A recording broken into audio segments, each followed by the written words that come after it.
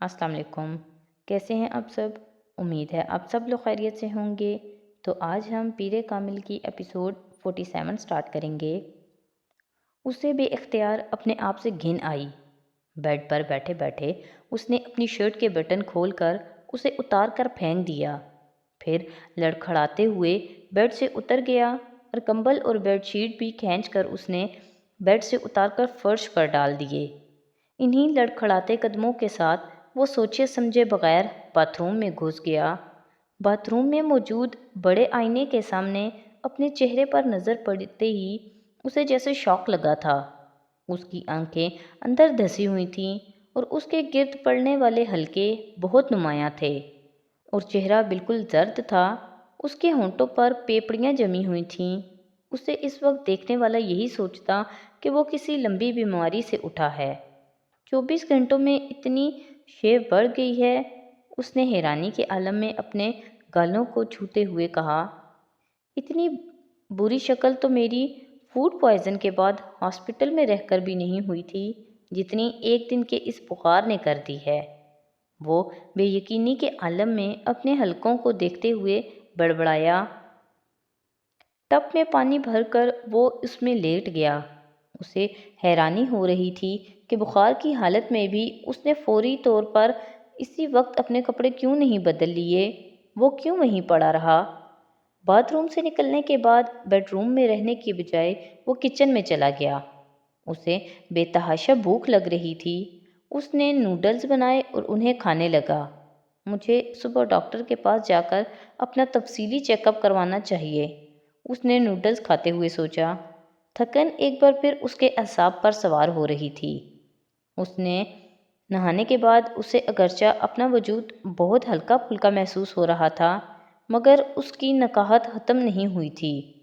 Noodles کھانے کے دوران اس نے ٹی وی آن کر دیا اور چینل سرچ کرنے لگا۔ ایک چینل پر آنے والا ٹاک شو دیکھتے ہوئے اس نے ریموٹ رکھ دیا اور پھر نوڈلز کے پیالے پر جھک گیا۔ اس نے ابھی نوڈلز کا دوسرا چمچہ منہ میں رکھا ہی تھا کہ وہ بے اختیار رک گیا۔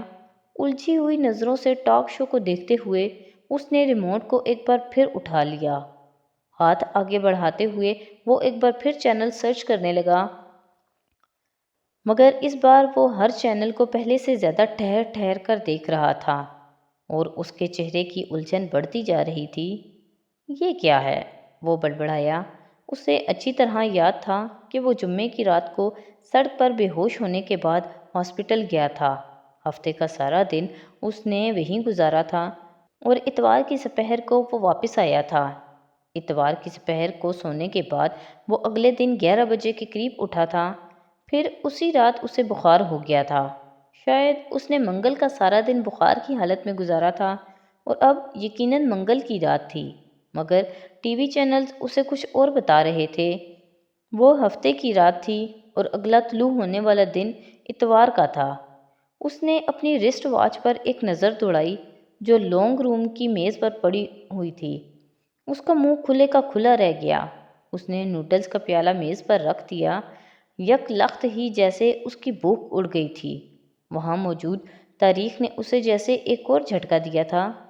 کیا مطلب ہے کہ میں 5 دن تک بخار میں مبتلا رہا ہوں، 5 دن ہوش و حواس سے بے خبر رہا ہوں؟ مگر یہ کیسے ہو سکتا ہے؟ یہ کیسے ممکن ہے؟ وہ بڑبڑا رہا تھا۔ 5 دن تو بہت ہوتے ہیں۔ یہ کیسے ممکن ہے کہ مجھے 5 دن گزرنے کا پتہ ہی نہ چلے؟ میں 5 دن تک اس طرح بے ہوش کیسے رہ سکتا ہوں؟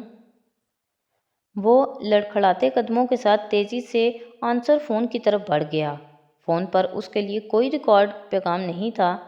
پاپا نے مجھے کوئی کال نہیں کی اور ساتھ سب کو کیا ہو گیا ہے؟ کیا میں انہیں یاد نہیں رہا؟ اسے جیسے کوئی پیغام نہ پا کر شوق لگا تھا۔ وہ بہت دیر تک بالکل ساکت فون کے پاس بیٹھا رہا۔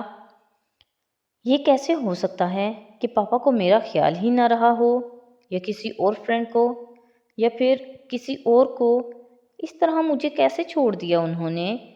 اور اس وقت اسے پہلی بار احساس ہوا کہ اس کے ہاتھ ایک بار پھر کپکپا رہے تھے۔ وہ نکاہت یا کمزوری نہیں تھی، پھر وہ کیا تھا جو اسے کانپنے پر مجبور کر رہا تھا؟ وہ اٹھ کر واپس صوفے کی طرف چلا آیا۔ نوڈلز کے پیالے کو ہاتھ میں لے کر وہ ایک بار پھر انہیں کھانے لگا۔ اس بار نوڈلز میں چند منٹ پہلے کا ذائقہ بھی ختم ہو چکا تھا۔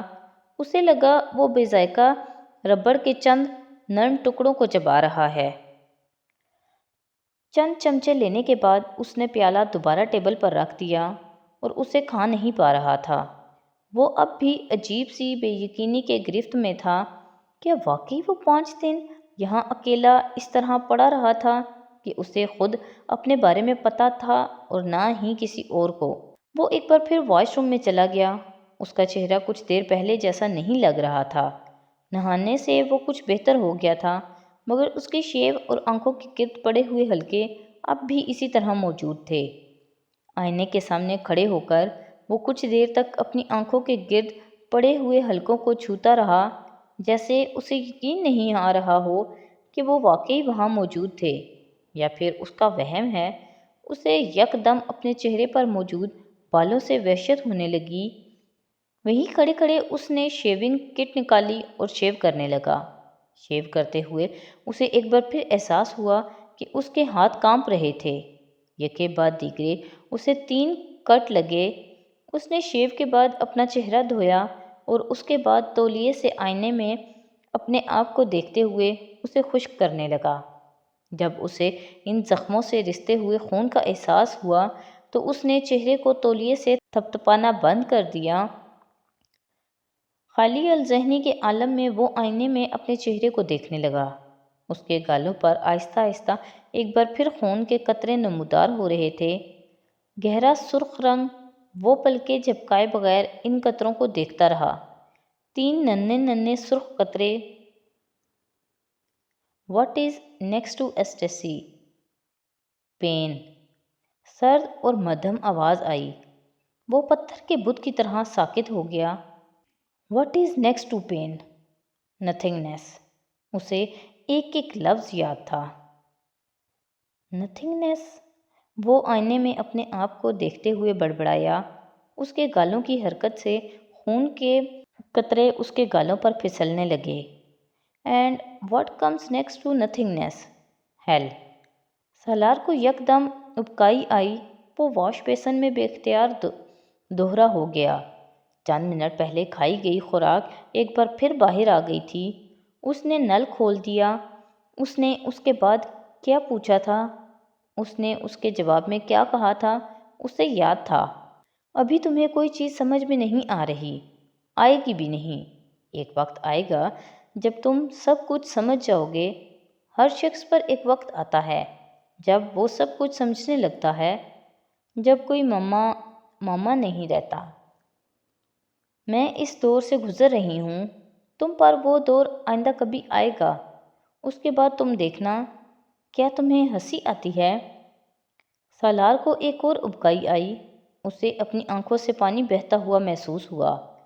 زندگی میں ہم کبھی نہ کبھی اس مقام پر آ جاتے ہیں جہاں سارے رشتے ختم ہو جاتے ہیں۔ وہاں صرف ہم ہوتے ہیں اور اللہ ہوتا ہے۔ کوئی ماں باپ، کوئی بہن بھائی، کوئی دوست نہیں ہوتا۔ پھر ہمیں پتہ چلتا ہے کہ ہمارے پیروں کے نیچے زمین ہے، نہ ہمارے سر کے اوپر کوئی آسمان۔ بس صرف ایک اللہ ہے جو ہمیں اس خلا میں بھی تھامے ہوئے ہے۔ پھر پتہ چلتا ہے ہم زمین پر پڑی مٹی کے ڈھیر میں ایک ذرے یا درخت پر لگے ہوئے ایک پتے سے زیادہ کی وقت نہیں رکھتے۔ پھر پتہ چلتا ہے کہ ہمارے ہونے یا نہ ہونے سے صرف ہمیں فرق پڑتا ہے، صرف ہمارا کردار ختم ہو جاتا ہے۔ کائنات میں کوئی تبدیلی نہیں آتی، کسی چیز پر کوئی اثر نہیں پڑتا۔ سالار کو اپنے سینے میں عجیب سا درد محسوس ہو رہا تھا۔ اس نے بہتے ہوئے پانی کو منہ میں ڈالا۔ اسے ایک بار پھر ابکائی آئی۔ اس کے بعد ہماری عقل ٹھکانے آ جاتی ہے۔ وہ اس آواز کو اپنے ذہن سے جھٹکنے کی کوشش کر رہا تھا۔ اسے حیرانی ہو رہی تھی وہ اسے اس وقت کیوں یاد آئی تھی۔ اس نے پانی کے چھینٹے اپنے چہرے پر مارنے شروع کر دیے۔ چہرے کو ایک بار پھر پونچھنے لگا۔ آفٹر شیو کی بوتل کھول کر اس نے گالوں پر موجود ان زخموں پر لگانا شروع کر دیا جہاں اب اسے پہلی بار تکلیف ہو رہی تھی۔ واش روم سے باہر نکلتے ہوئے اسے احساس ہو رہا تھا کہ اس کے ہاتھ اب بھی کانپ رہے ہیں۔